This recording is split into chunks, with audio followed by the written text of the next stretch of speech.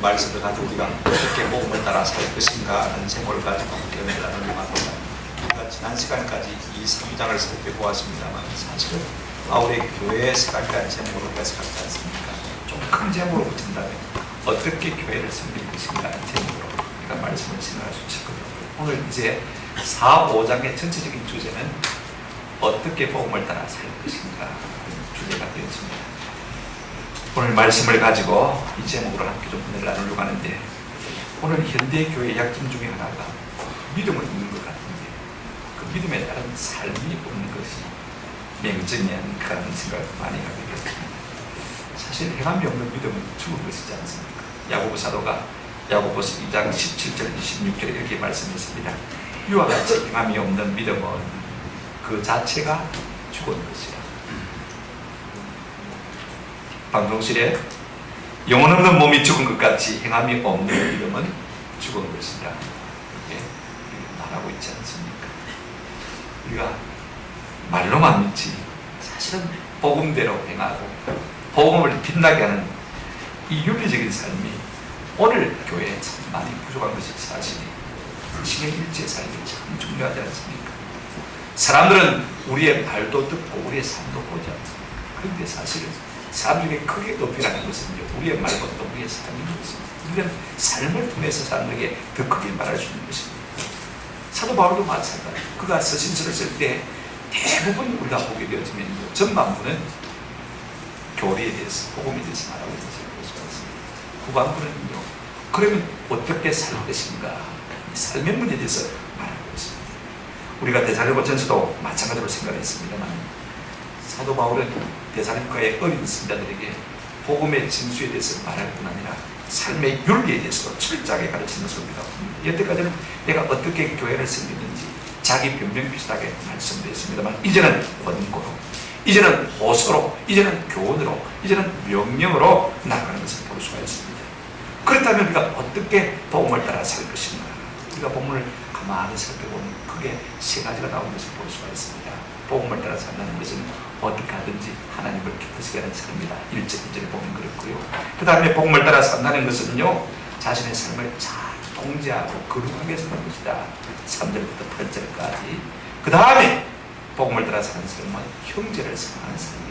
9절부터 12절까지 우리에게 말하고 있는 것을 볼 수가 있습니다. 이제 하나씩 그 내용을 좀 살펴가면서 우리가 어떻게 해야 복음을 따라 사는 삶인지를 함께 생각해 보십시오. 바울은 첫 번째로 우리에게 좀 하나님을 기쁘시게 하는 삶을 살라고 요구하고 있는 것을 봅니다. 명령하고 있죠. 자, 오늘 보면 1절, 2절 한번 같이 살펴보실까요? 한 번 더 우리가 읽으시면서 한 달 한 달 묵상하시면서 읽겠습니다. 시작. 그러므로 얘들아, 우리가 그렇도록 주 예수 안에서 너희에게 구하고 권면하노니 너희가 마땅히 어떻게 하나님을 기쁘시게 할 수 있는지를 우리에게 배웠으니 곧 너희가 하나님 더욱 많이 힘쓰라. 우리가 주 예수로 말미암아 너희에게 무슨 명령으로 줄 것을 너희가 아느냐. 그러므로 끝으로 이렇게 말씀하고 있습니다만, 그러므로 얘들아, 이제는 이렇게 번역하는 것이 훨씬 더 좋을 것 같아요. 왜냐하면 아직도 4장, 5장 내용이 남아있지 않습니까? 그 다음에 사도 바울은 우리에게 아주 부드럽게 시작하고 있습니다. 구하고 권면하노니, 아주 목소리를 낮추어서 부드럽게 권면하지만 사실은요, 아주 엄중한 말씀을 하고 있는 것을 기억할 필요가 있습니다. 너희가 마땅히 어떻게 행하며, 그 다음에 2절에 보면 내가 너희에게 무슨 명령으로 준 것을 너희가 안다. 우리가 이 마땅히 명령이라는 말을 생각하면요, 조금 긴장을 가지 않을 수 없는 것입니다. 어떤 명령을 하고 있습니까? 좀 하나님을 기쁘시게 하라. 그렇게 말하고 있는 것입니다. 이것이 성도의 마땅한 바이기 때문에 그렇습니다. 이런 명령은요, 강제적인 금지요, 금기를 말하는 것입니다. 해라, 말하라. 그렇잖아요. 안 됩니다. 왜 명령합니까? 우리의 수준이 그것밖에 되지 않기 때문에 그렇습니다. 한마디 말해서 우리가 막 잘 들을 수 있으면 괜찮지. 그러나 사람들이요, 자기 유익을 위해서는 잘하지만은요, 조금 자기에게 불편한 것은요, 조금처럼 꽂히지 않는 경향이 있습니다. 여러분, 어릴 때 이 소를 길들이 본 분이 있는지 잘 모르겠습니다만은요, 이 송아지가 태어나면 한두 살까지는 막 천방지축으로 음소를 따라다니지 않지 않습니까? 이제 2살쯤 되어지면 길을 들기 시작합니다. 이제 소의 코에다가 구멍을 뚫어서 코드레를 끼지 않습니까? 왜 코드레를 끼는 것입니까? 잡아서 일 시키려고 하는 것이거든요. 근데 코드레만 꼈다고 해서 일을 시켜주는 게 아닙니다. 빈밭으로 끌고 나가서 이렇게 일 공부를 시키지 않으면요, 일을 제대로 해낼 수가 없어요. 자, 코드레를 끼웠으니까 위에다가 이제 줄을 묶고 멍에를 매지 않습니까? 도통 처음에는 말귀를 알아듣지 못해요. 뭐 이라 자라 알아듣지 못합니다. 우회전, 좌회전, 유턴 아무나 전기 못 알아듣습니다. 천방지축으로 다닙니다. 고랑을 따라 바로 걸을 줄도 모르고 전기를 끌고 가는 주인의 보폭에 발걸음을 맞출 줄도 모르고 또 어떻습니까? 옆 고랑을 깔아뭉개고 천방지축입니다. 일비오다 말고 막 어떻습니까? 군입질을 자꾸 합니다. 그러면요, 한 방 때려주면 어떻게 합니까? 막 대가리를 치켜들고 막 싫다고 막. 또 한 대 때려주면요, 그냥만 냅다 집으로 도망을 쳐버리는 것을 볼 수가 있습니다. 한번 생각해 보시기 바랍니다. 곱게 따라갈 것이지 왜 그렇게 억지를 부리는 것입니까? 그렇다고 해서 주인이 포기합니까? 아니지 않습니까? 길을 들여야 되거든요. 여러분, 소에게 하는 말이 아닙니다. 사람도 사실은 하나님 앞에서 이와 같은 것을 볼 수가 있습니다. 인생도 마찬가지. 그래서 지금 사도 바울이 우리에게 명령하고 있는 것입니다. 성도의 윤리의 기준이 있는지, 무엇이 복음에 합당하게 사는 삶이냐? 첫 번째 기준은 이것입니다. 어떻게 하든지 하나님을 기쁘시게 하는 삶이라는 것입니다. 이것이 모든 윤리의 기준입니다. 내가 말하고 먹고 해가고 하는 모든 것들이 하나님을 기쁘시게 하는 것이 아니라면요, 그것이 합당한 삶이라는 것입니다. 내가 무엇을 하든지 하나님을 기쁘시게 하는 것이라면 그것은 얼마든지 합당한 삶이 될 수가 있는 것입니다. 오늘 1절에 보면요, 좀 두드러진 단어가 하나 나옵니다. 여러분, 1절에다가 읽어가면서 형제들아, 우리가 이제 주 예수 안에서 너희에게 구하고 고민하니, 그 다음에 너희가 마땅히란 단어에 동그라미라는 뜻을 보지 않습니다. 그 다음에 그때 가시면 하나님을 기쁘시게 하시던지를 우리에게 배우시고 너희가 행하는 바라 더욱 많이라는 단어에 동그라미라는 지금 괜찮을 것 같아요. 마땅히, 그 다음에 더욱 많이. 여러분, 우리가 하나님을 기쁘시게 하는 것은요, 옵션 해도 되고 안 해도 되고 하는 사람이 마땅히, 반드시, 분명히 하나님을 기쁘시게 하는 이 삶이어야 복음에 합당한 삶이다 라고 말하고 있는 것입니다. 근데 오늘 우리가 어떻습니까? 나를 기쁘게 하느라, 내 유익을 구하느라고 하나님의 기쁨은 뒷줄에 있는 것입니다. 종종 우리의 삶이 될 때가 참 많은 것입니다. 내 마음만 시원해지고 내 마음만 기쁘다면, 나의 유익이 된다면 하나님의 영광은 안중에 없을 때가 참 많이 있습니다. 두 번째로 사도 바울에게 어떻게 하나님을 기쁘게 하라고 말하고 있냐면요, 더욱 많이 그렇게 말하고 있습니다. 여러분, 우리가 1절을 제가 다시 한번 읽어드리는데 글자 하나만 여러분이 바꾸시면 참 쉽게 문맥이 통할 것 같아요. 1절을 읽으시면서 여러분 한번 다시 보시기 바랍니다. 그러므로 형제들아, 우리가 끝으로 주 예수 안에서 너희에게 구하고 고민하니 너희가 마땅히 어떻게 행하며 되어 있죠, 그죠? 어떻게 마땅히 행하여로 고치시면요, 문맥이 쉽게 통합니다. 마땅히 행할 바가 뭐냐? 동격으로 뭐가 됐죠? 하나님을 기쁘시게 하는 사람이 되는 것입니다.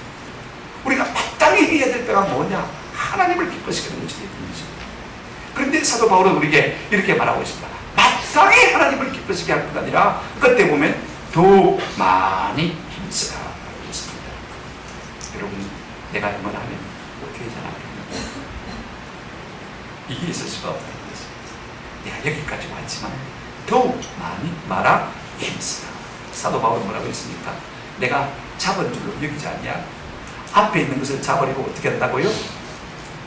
바람박질하는 거예요. 프레스 오는 열심히 따라박질한다고 그러거든요. 이것이 우리 하나님 앞에서 마땅한 삶의 자세인 것입니다. 길을 곱게 가는 필요가 있습니다. 나는 아직도 부족하고 아직도 힘쓰야 되고, 이런 겸손한 은혜가 있기를 주님의 이름으로 축원합니다. 우리 주님도 살면서 어떻게 살았습니까? 요한복음 8장 29절에 보면 나는 항상 그가 기뻐하시는 일을 행합니다. 어떻게 하든지 우리 주님은 하나님을 기쁘시게 하는 삶을 살기를 구했던 것을 볼 수가 있습니다. 사도 바울도 마찬가지예요. 우리가 조금 전에 읽었습니다만 사도 바울도 데살로니가전서 2장 4절에 여러분 뭐라고 말하고 있습니까? 2장 4절에 보시면요, 오직 하나님께 옳게 여기심을 입어 복음을 위탁받았으니 우리가 이와 같이 말하면 사람을 기쁘게 하려 하는 말. 마지막에 뭐라고 했습니까? 오직 우리의 마음을 감찰하시는 누구를요? 하나님을 기쁘시게 하려 합니다. 아멘. 이것이 우리의 신앙의 성격들의 삶의 자세인 것입니다. 힘써 마땅히 더욱 많이 하나님을 기쁘시게 하라. 사도 바울은 우리에게 그렇게 고민하고 있는 것이죠. 그러면 도대체 무엇이 우리가 하나님을 기쁘시게 할 수 있는 것이냐 물을 수가 있습니다. 저는 한 번 성경 읽으면서 한 번 읽을 동안에 한 가지 주제만 가지고 읽은 적이 있습니다. 성경에 하나님을 기쁘시게 하는 것이 무엇인가 그것만 찾기 위해서 읽어본 적이 있어요. 많이 찾았어요. 많이 찾았는데 특별히 기억나는 게 두 가지가 있습니다. 히브리서 11장 6절 말씀 우리가 잘 알잖아요. 그죠? 믿음이 없이는 무엇을 기쁘게 하지 못한다고요? 하나님을 기쁘시게 하지 못한다. 하나님께 따라서는 반드시 그가 살아계신 것과 또한 그가 자기를 찾는 자들에게 마신 있음을 상 주시는 것을 얘기하겠습니다. 오늘 우리 하나님 살아계시고 우리가 하나님 앞에 나오면 하나님 반드시 상 주시는 하나님이신 줄로 믿습니다. 우리의 마음속에 이 믿음이 있어야 하나님 기뻐하신다는 거예요. 하나님 오늘 무슨 상을 주시겠습니까? 내가 휴가 안 가고 연기하고 뒤로 미루고 좀 손해보고 하나님 앞에 나왔는데 무슨 상을 주시겠습니까? 이런 믿음을 하나님께서 하신다고요? 기뻐하십니다. 두 번째는 우리가 히브리서 12장입니다. 13장이죠. 조금 넘어가 보시면 16절 말씀입니다. 같이 한번 읽어보십시다. 시작. 오직 스를 나누어 쓰고 나누어 주기를 잃지 말라. 하나님은 이 같은 제사를 기뻐하십니다. 뭘 기뻐하십니까? 선을 행하고 나누어 주는 것을 휴가 혼자 갈 수 있습니다만 가만히 보니까 못 갈 사람이 있는 것 같아요. 같이 가죠. 경비를 해갔다 대 그죠? 이게 선을 행하는 거예요.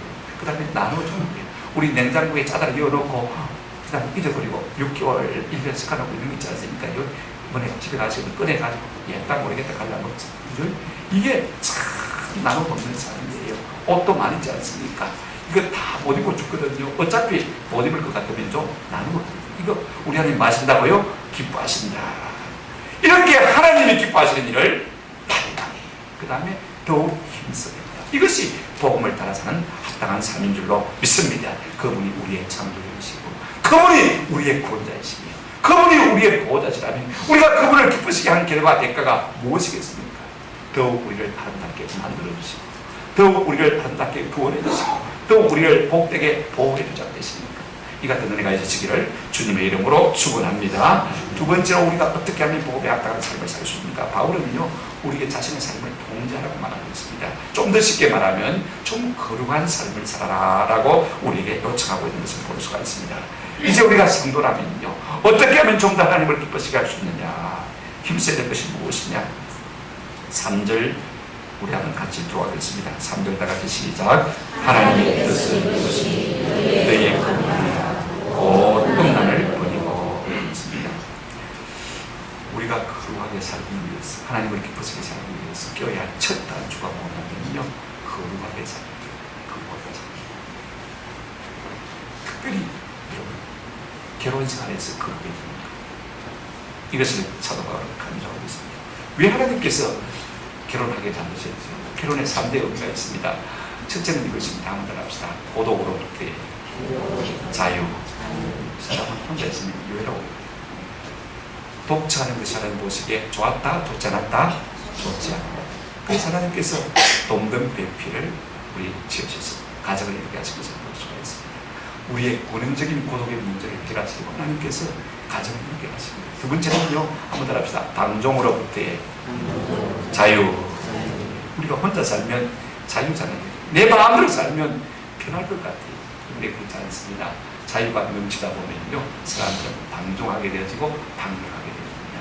조금 메인 곳이 있는 것이요, 철저할 수 있는 좋은 방법이 되는 것입니다. 하나님께서 우리에게 가정을 만드시게 한 이유 가운데 하나가 조금 더 우리가 거룩하게 살도록 방종으로부터 자유할 수 있도록 가정을 만드셨습니다. 세 번째 여러분 한번 따라 하십시다. 흠으로부터의 자유. 내가 내 마음대로 살고 나만 위해 살면 여러분 우리가 참 좋겠습니까? 행복하겠습니까? 뭔가 희생할 대상이 있어요. 나를 드리고 바치고 싶어. 내 아내를 위해서, 내 가족을 위해서, 내 자녀를 위해서요. 우리가 사람의 수고를 감당할 때 삶에 뭐가 있습니까? 의미가 있는 거 아닙니까? 그래 우리가 삶이 행복해질 수 있는 것이죠. 하나님께서 이 일들을 위해서 하나님께서 가정을 지으신 것을 볼 수가 있습니다. 그래서 우리가 참 하나님 앞에 하나님을 기쁘시게 하는 삶을 살리는 첫째는 먼저 가정에서부터 거룩하라 그랬습니다. 3절에 보시기 바랍니다. 하나님의 뜻은 이것이니 너희의 뭐라고요? 거룩함이라. 곧 뭘 버리고요? 음란을 버리고. 우리를 향하신 하나님의 뜻은 분명합니다. 거룩합니다. 거룩이 뭐예요? 구별되는 다른 것, 그죠? 세상과 다른 것. 여러분, 세상의 특질이 무엇입니까? 거룩과 반대된 세상의 특질은 음란이라 이렇게 말하고 있는 것을 볼 수가 있습니다. 음란이 무엇이요? 비성경적인 모든 성적 행위를 다 말하고 있는 것을 볼 수가 있습니다. 음란을 뭐하라? 버리라. 이 버리라 말은요, 단순히 던져버리는 것을 말하고 있지 않습니다. 아주 강한 동사예요. 완전히 잘라버리라. 여러분, 조금 한 장 넘기시면 5장 22절에 사도 바울은 우리에게 이렇게 고민하고 있습니다. 5장 22절을 보십시오. 한 장 넘기시면 뭐라고 했습니까? 다 같이 시작. 악은 어떤 모양이라도 버리라. 악한 것은요, 흉내라도 내지 말아라. 이렇게 말하고 있습니다. 완전히 잘라. 완전히 잘라. 좋지 못한 말도 흉내 내지 말아라. 그죠? 악함으로 나아갈 수 있는 모든 그림들도, 비디오 테이프도요, CD도 다 말아 버리라. 버리라. 완전히 잘라. 성도는 악에 대해서 중용을 취하는 것입니다. 거부하는 것이고 완전히 부족하는 것입니다. 우리가 이 거룩을 생각할 때마다 잊지 말아야 될 것은요, 세속적인 것을, 세상적인 것을 버리면 버릴수록 거룩해진다는 사실을 잊지 않는 은혜가 있기를 바랍니다. 뿐만 아니라 사도 바울이 이렇게 말하고 있습니다. 4절을 보시면요, 다시 한번 보실까요? 4장 4절 다 같이 시작. 각각 거룩함과 중량으로 자기 안에 대할 줄을 알고. 상당히 원문상으로는 어려운 구절인데 우리 성경은 재치있게 아주 그냥 술렁 넘어가면서 번역을 참 잘했어요. 의미는 다 되살렸어요. 여러분, 각각 거룩함과 존귀함으로 자기 안에 대할 줄을 알고. 이게 결혼에 직접적인 결혼이라는 단어는 없습니다만 결혼 상태를 말하는 것이죠. 여러분, 결혼에요, 소극적인 의미가 있습니다. 한번 보실까요? 5절입니다. 왜 우리가 결혼하느냐? 5절 보시면 한번 따라서 같이 읽으십시다. 시작. 하나님을 모르는 이방과 같이 세욕을 따르지 말고. 우리가 결혼의 소극적인 의미는요, 음란과 세욕을 버리는 게 아니고, 적극적인 의미는 4절에 있습니다. 거룩함과 존귀함을 쫓기 위한 것입니다. 우리가 이 두 가지를 좀 깊이 생각할 필요가 있을 것 같아요. 첫째는 이것입니다. 여러분, 이 부부 결혼관계 성은요, 하나님이 주신 의미 안에서 사용이 되는 것입니다. 각각 자기 아내 대할 줄을 알고. 이 말에서 우리가 유추할 수 있는 것이 무엇이냐면요, 자, 각각 자기 뭘 대할 줄 알고, 아내에 대할 줄 알고. 자, 여기서 우리는 두 가지를 생각할 수가 있습니다. 여러분, 결혼이라는 것은 동성간에 이루어지는 것입니까? 이성간에 이루어지는 것입니까? 남자와 남자 사이 이루어집니까? 여자와 여자 사이 이루어집니까? 아니면 남자와 여자, 여자와 남자 사이 이루어지는 것입니까? 남자와 여자 사이 이루어지는 것입니다. 각각 자기 아내에 대할 줄을 알고. 그 다음에 한 남자에 두 여자입니까? 두 남자에 한 여자입니까? 1대1입니다. 그래서 1대1. 일부일치제를 말하고 있는 것입니다. 결혼의 관계가 이와 같이 되는 거죠. 사도 바울은 이 간단한 말 속에서 우리에게 말해주고 있습니다. 이 짧은 말 속에서요, 상당히 깊은 의미가 있습니다. 유추해 볼 수 있는 것이 무엇입니까? 한 여자와 한 남자. 그래서 일부 일체 관계 속에서 결혼이 진행되어야 된다면요, 그 외에 배제하는 것들이 상당히 많이 있습니다. 오늘날 혼의 관계라든지 혼전 관계라든지 동성 관계라든지 그 다음에 짐승과의 관계라든지 이런 것들은 당연히 거주해야 됩니다. 우리가 레위기 보십시다. 18장 20절부터 23절 말씀인데, 우리가 구약 성경에 보면 이런 말씀이 상당히 많아요. 근데 대표적으로 여러분 한번 같이 읽어보십시다. 18장 20절에서 23절 말씀. 레위기 18장 20절에서 23절 말씀입니다. 예, 화면에 같이 한번 읽어보십시다. 시작. 너는 내 이웃의 아내와 하지 말고 실제로 그 여자와 함께 자기를 더럽히지 말지어다. 혼에 관계된 사람이 금합니까? 안 금합니까? 금하고 계신 것을 볼 수가 있습니다. 그 다음에 22절로 넘어가실까요? 22절 다 같이 시작. 너는 여자와 동침하지 말지 남자와 동침하지 말라. 이는 가증한 일이라. 하나님께서 남자가 남자, 여자가 여자와 동침하는 것을 원하십니까? 원치 않습니까? 원치 않습니다. 그 다음 절을 보십시오. 다 같이 시작. 너는 짐승과 다가가여 자기를 드러내지 말며 여자는 짐승 앞에 서서 그것과 교집하지 말라. 이는 물러나느니라. 이 짧은 말씀 속에는요, 이와 같은 모든 것들을 다 버리고 배제하고, 그래서 부부간의 거부감을 이룰 것을 말씀하고 있는 것을 볼 수가 있습니다. 오늘날 동성애도 마찬가지입니다. 많은 인권주의자들이 동성애하는 사람을 갖다가 소수청해자라고 해가지고 어떻게든지 저들을 살려주자 그럽니다만요. 그러나 하나님의 말씀에 비춰보면 이것은요, 하나님의 창조 질서를 정면으로 도전하고 반박하는 죄악인 것을 볼 수가 있습니다. 하나님께서는 태초부터 남자와 여자를 지으시고 그 둘을 부부로 삼으시면서 가정을 만드신 것을 볼 수가 있습니다. 이걸 우리가 기억할 필요가 있어요. 여러분, 사도 바울도 이 사실을 언급하고 있습니다. 로마서 1장 26절 말씀 우리 한번 같이 읽어보십시다. 시작. 이 때문에 하나님께서 그들을 부끄러운 욕심에 내버려 주셨으니 곧 그들의 배단도 순대로서 것을 받고 여기로 있으며, 이 말씀이 무슨 말이냐면 하나님께서 이 동성애하는 사람들을 가르쳐서 이렇게 말하고 있습니다. 그들을 부끄러운 욕심이다. 부끄러운 욕심. 부끄러운 줄도 모르는 하나님의 창조 질서를 저버린 사람이라는 것입니다. 그 다음에 뭐라고 했습니까? 내버려 두셨다. 하나님께서 그들도 포기하셨다는 것입니다. 여러분, 이 상태가 좋은 상태입니까? 한번 생각해 보십시오. 뿐만 아닙니다. 우리가 성은 어떻게 사용해야 되는 것입니까? 사절에 각각 거룩함과 존귀함으로 했습니다. 결혼의 첫째 원리가 이성간의 1대1, 일부일치되죠. 그것이 첫째 원리라면, 두 번째 원리는요, 각각 거룩함과 존귀함을 쫓고 했습니다.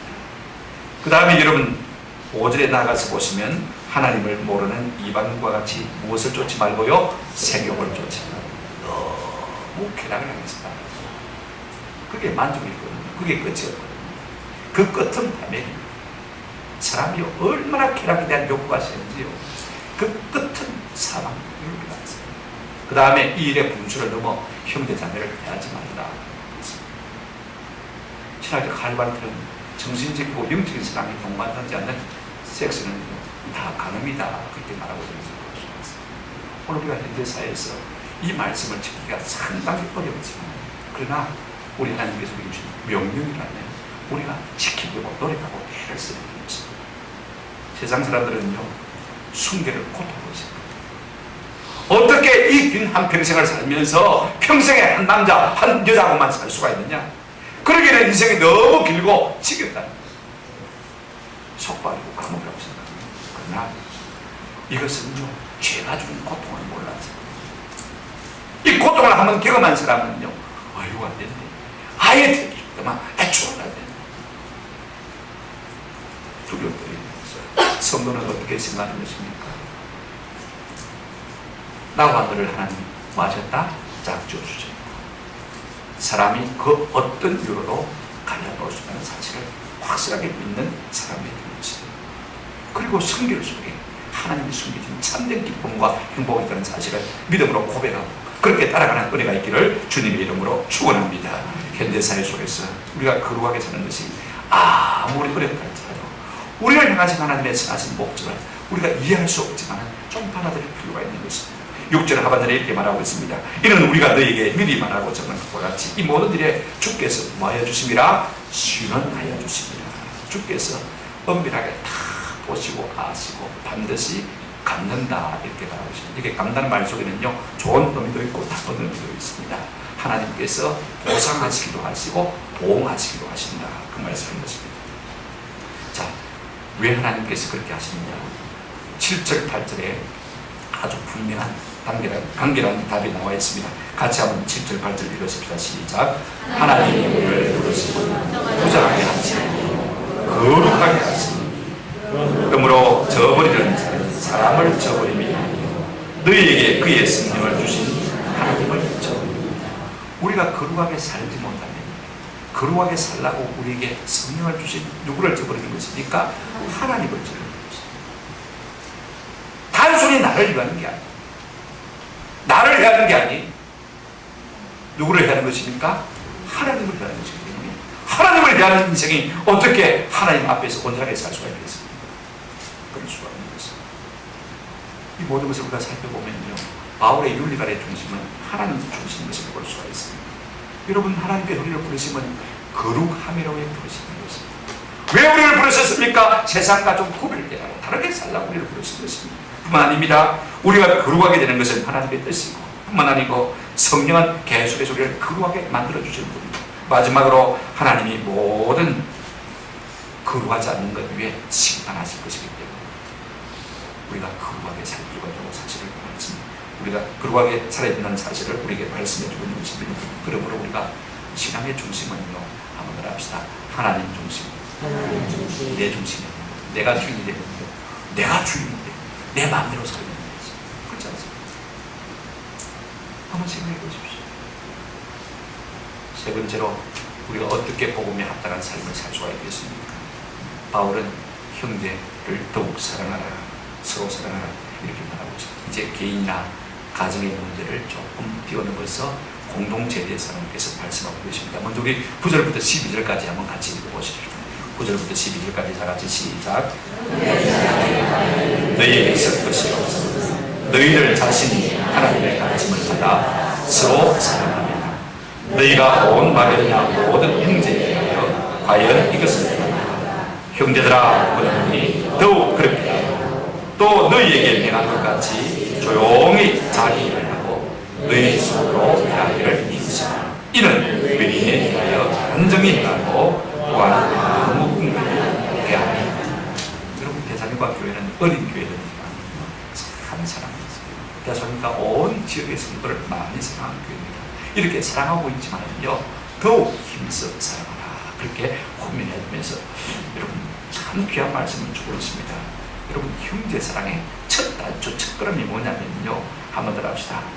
자신의 일을 책임지는 것입니다. 내가 형제를 사랑한다 할 때 첫 번째 기회가 주는요, 내가 내 자신의 일을 잘 감당하는 것입니다. 여러분, 우리는 형제 사랑을 통해서 우리가 참 하나님의 백성인 것을 증명할 필요가 있습니다. 요한일서 3장 14절에 보면 우리는 형제를 사랑함으로 사망에서 생명으로 들어간 줄을 알거니와 사랑하지 아니하는 자는 아직도 어디에 머물러 있습니까? 사망에 머물러 있습니다. 우리가 무엇으로 거듭난 것을, 무엇으로 영원한 생명 속에 들어간 것을 우리가 입증해 볼 수가 있겠습니까? 형제 사랑을 통해서. 그런데 그 형제 사랑의 첫 출발점이 뭐냐면요, 이것입니다. 자기 일을 자기가 책임집니다. 내 일을 내가 하는 거예요. 오늘 11절을 보시기 바랍니다. 다 같이 읽도록 하겠습니다. 11절 시작. 또 너희에게 행한 것 같이 조용히 자기 일을 하고 너희 손으로 일하기를 힘쓰라. 노동을 힘내는 것, 자기 삶을 자기 책임지고 무임승자들만 하는 이야기입니다. 그런 의미에서 우리가 한국 복지 시스템을 좀 성경적으로 점검할 필요가 있습니까? 왜 우리가 이렇게 하지 안 됐냐면요, 두 가지 이유 때문입니다. 12절을 한번 같이 읽어보십니다. 시작. 이는 외인에 대하여 단정히 행하고 또한 아무 궁핍함이 없게 하려 합니다. 우리가 내 자신의 삶을 힘써 뿌려나갈 이유가 있다면요, 그것을 믿지 않는 자들에게 덕을 씌우는 것입니다. 몸을 씌우는 것입니다. 일상생활이 외인에게 존경을 받는 것이고, 둘째는요, 아무 궁핍함이 없게 된다는 말입니다. 다시 말하면 누구를 의지하지 않아도 된다는 이야기인 것입니다.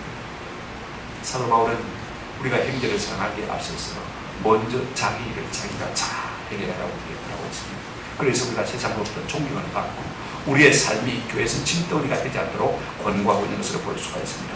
이 부분은 제가 다음에 대전과 복수 강의 때 자세히 말씀을 드리기 때문에 좀 간단히 말씀을 드립니다. 말씀을 드렸습니다. 여러분, 성도는요, 나를 기쁘게 하도록 부름을 받는 사람입니다. 철저하게 이타적인 삶으로 부름을 받는 사람입니다. 무슨 말이냐면요, 하나님을 기쁘십니다. 또 다른 사람을 위해 거룩하게 했습니다. 이것을 위해서 부름을 받는 사람입니다. 오늘 사도 바울은 우리에게 뭐라고 말하고 있습니까? 어떻게 해야 복음을 따라 사는 삶이 되겠습니까? 하나님을 기쁘시게 하는 이 일을 우리가 하늘에 계시는 겁니다.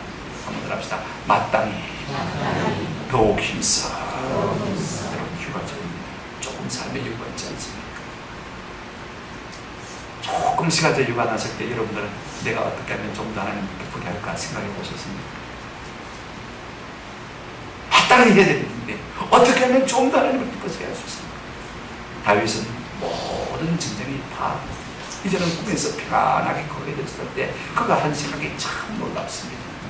전에는 몰랐어요. 하나님의 개가 텐트 속에 있는 줄로 몰랐는데 가만히 보니까 자기는 최고의 건축자적을 지은 백향목공에 있고 하나님은 아직도 텐트 속에 있습니다. 너무 죄송해요. 어떻게 하면 하나님을 기쁘시게 할까 생각을 해봤습니다. 그래서 성전을 지어드립니다. 이것이 다윗이 생각 아닙니까? 이것이 하나님을 기쁘시게 하는 생각이었어요. 마땅히 더욱 힘쓰. 오늘 우리 가운데 하나님을 기쁘시게 하는 일을 위해서 이와 같은 힘쓰는 은혜가 있으시기를 주의 이름으로 축원합니다. 그런가 하면 우리가 복음을 들어 살 때 두 번째는요, 거룩함이 참 중요합니다. 구별되는 사람과 달라야 되는데 특별히 첫 출발이 어디서부터 시작해야 되는 것입니까? 가정에서 부부 관계에서부터 시작해야 되는 것입니다. 남자와 여자가 일부일처럼 가정을 이루어야 되는 것입니다.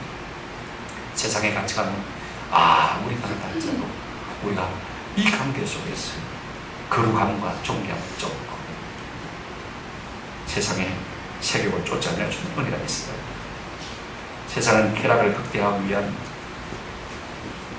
여러 가지 것들이 자꾸 개발되고 있지 않습니까? 이걸 따라가면요 끝이 없어요. 삶. 저는 여러분들이 거룩함을 지켜보라면 하나님께서 우리에게 예비하신 영원한 생명으로 나가는 은혜가 있기를 주의 이름으로 축원합니다. 세 번째는요, 형제사랑입니다. 형제사랑은 어디서부터 시작된다고요? 내가 내 일을 잘 알아서 여기서부터 출발하는 것입니다. 책임지는 것입니다. 다른 사람에게 편을 끼치 않는 데서부터 형제사랑이 시작되는 것입니다. 하나님을 사랑하고 기쁘세요. 거룩한 사람을 주문합니다. 날마다 형제를 사랑하는 우리의 삶이야말로 복음에 합당한 삶인 것입니다. 이 같은 은혜가 있기를 우리 주님의 이름으로 축원합니다. 그렇게 우리가 살지만은요, 오늘 보면 마지막으로 한 번 더 읽고 마치도록 하겠습니다. 같이 한번 찾아서 보시겠습니다. 10절 말씀 마지막으로 읽고 마치겠습니다. 10절 다 같이 읽겠습니다. 너희가 모든 형제에 과연 이것을 형제라 더욱 그렇게 이 말도 너무나 그렇지 좋을까. 우리가 잘하고 있지만 더욱 그렇게 행할 수 있는 은혜가 있기를 우리 주님의 이름으로 축원합니다. 아멘.